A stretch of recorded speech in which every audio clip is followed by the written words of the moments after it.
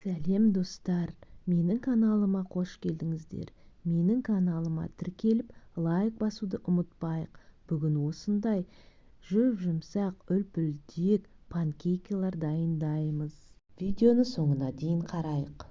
Таза ыдысымызға 2 ас қасық қантымызды салып, 1 жұмыртқаны салып, венчиктің көмегімен қантымыз ерігенше араластырамыз. Келесі жарты шай қасықтай тұзымызды саламыз.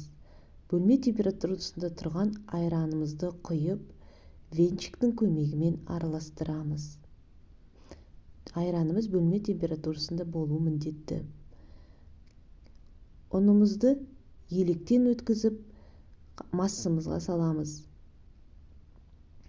Үстіне жарты шай қасықтай соданы салып, венчиктің көмегімен тағы да мұқият араластырамыз.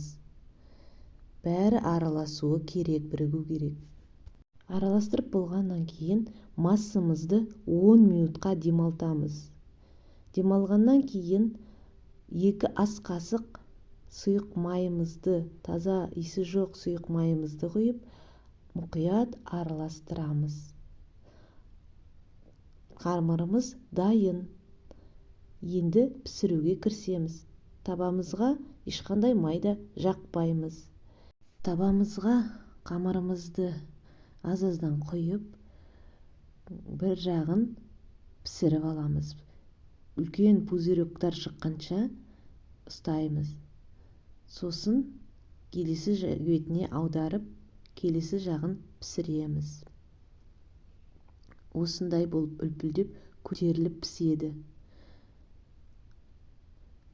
Панкейктарымыз дайын. Панкейктердің үстіне бал жағып, тосап жағып, жидектермен жеуге болады. Видео ұнаса, лайк басып, комментарий жазып, тіркеліп кетуді ұмытпайық. Назарларыңызға көп-көп рахмет.